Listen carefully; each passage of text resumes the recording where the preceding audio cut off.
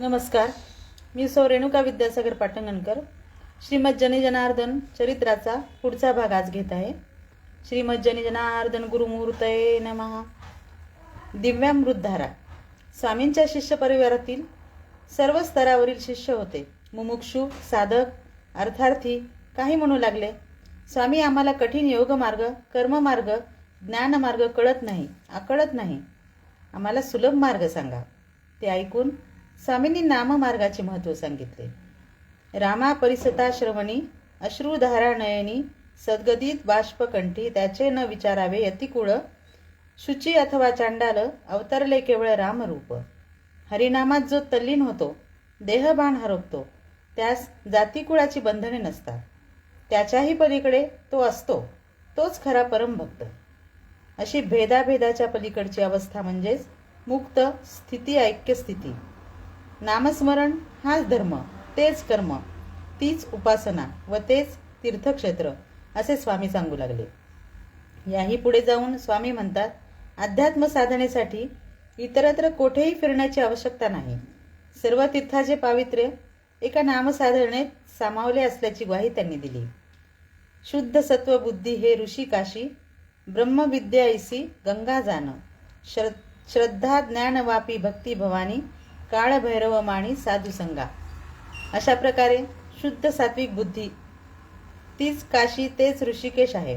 ब्रह्मविद्या हीच गंगा, श्रद्धा व ज्ञान हीच भवानी व शंकराची रूपे आहेत व सत्संग हा काळभैरव आहे. सर्व तीर्थक्षेत्रांचे पावित्र्य आपल्या जीवनात सामावले आहे. मात्र ते जीवन आचार संपन्न असावे, म्हणून स्वामींनी आचार संपन्न जीवन जगून जनी जनार्दन वृत्तीने कालक्षेप करावा, असे श्रेष्ठ तत्वज्ञान जडमुडासाठी सांगितले. सर्व शिष्यांना या तत्वज्ञानाने नवदृष्टी प्राप्त झाली. जनार्दन स्वामींचे नातू राघव यांना कृष्णाजी, नारायण व मोरेश्वर असे 3, तर देवस्वामी यांना शिवाजी व पुरुषोत्तम असे 2 सुपुत्र होते. स्वामींचे हे 5 प्रपौत्र एकाच ठिकाणी राहू लागले. 5 जणांचे जे रहिवास स्थान, त्यास पाचांगण संबोधले जाऊ लागले. त्याचाच अपभ्रंश पुढे पाटांगण असा झाला. स्वामी पाटांगणात जपजाप्य, ध्यानधारणा करत पद्मासन घालून भूचरी मुद्रा लावून योगसमाधीत निमग्न राहत.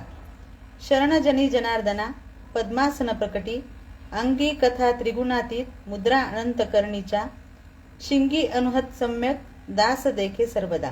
अशा अलौकिक स्थितीत ते समाधी सुख उपभोगीत राहत. स्वामींचे शिष्य स्वतःला वाटिकडा म्हणून घेऊन त्यांची मनोभावे सेवा करीत.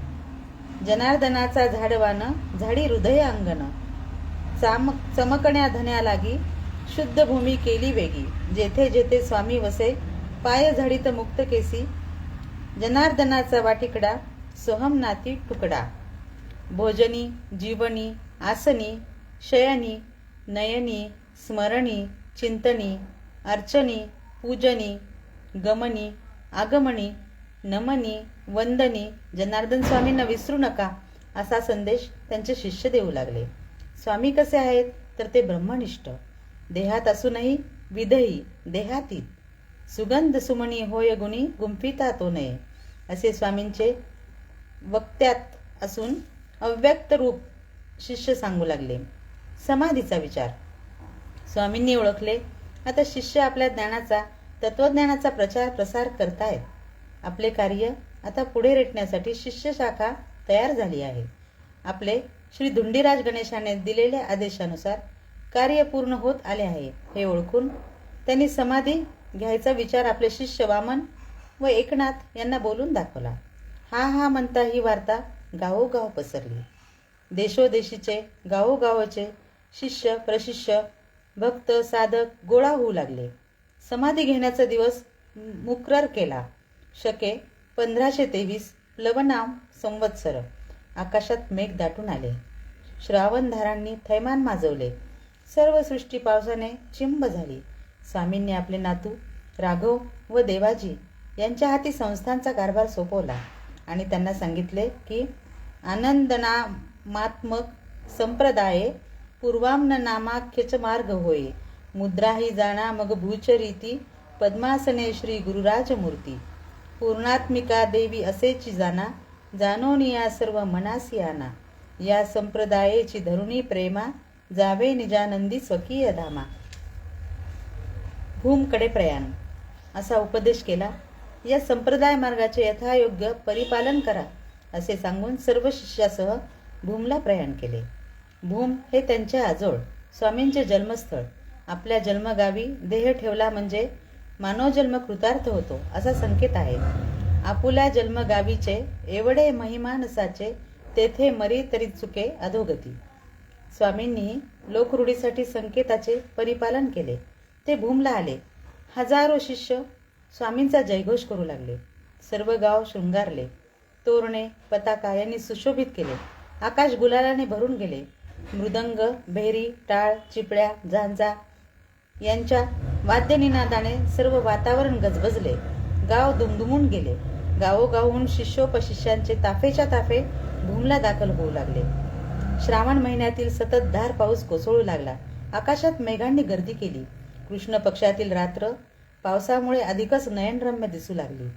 श्रावण वद्य पक्षातील सप्तमी सहित अष्टमी तिथी स्वामींनी निश्चित केली. ही स्वामींची जन्मतिथी. जन्मतिथी आणि समाधी तिथी एकच असा अपूर्व योगायोग. स्वामी रत्नजडित सिंहासनावर आरूढ झाले. कुंचे ढळू लागली. नाना उपचार होऊ लागले. भक्तगण शिष्यगण सेवा करू लागले. स्वामींच्या पादुका घेऊन राघव आणि देव उभे राहिले. तुळशीहारांच्या मंजुळाच्या मंद सुवासाने, पवित्र सौरभाने वातावरण सुगंधित झाले. जनार्दन स्वामींचे पट्टशिष्य वामन एकनाथ बोंडले हे पुढे झाले. वामनाने आरती ओवाळली. योगाभ्यास वशीकृत सर्वेंद्रिय ग्राम, गणपत्याराधनता परिपूरित काम, शुद्धाचर विनिर्जित श्री सीताराम, दिव्य गुणद्रुम भूपित शचपित्ताराम. जय जय जनि जनार्दन सज्जन कल्पतरो, स्वीकुरु निरांजन मिदमद्भूत चरित गुरो. सर्व भक्तजन आरतीमध्ये तन्मय झाले होते. स्वामींचे जीवनचरित्र वामनाने आरतीमधून साकारले. स्वामी प्रसन्न दिसत होते. कोणी स्तुती गाऊ लागले, कोणी थोरवी वरणू लागले. स्वामींच्या आशीर्वादासाठी सर्वजण आसुसले होते. सर्व शिष्य एकसुरात श्लोक म्हणू लागले व स्तवन करू लागले.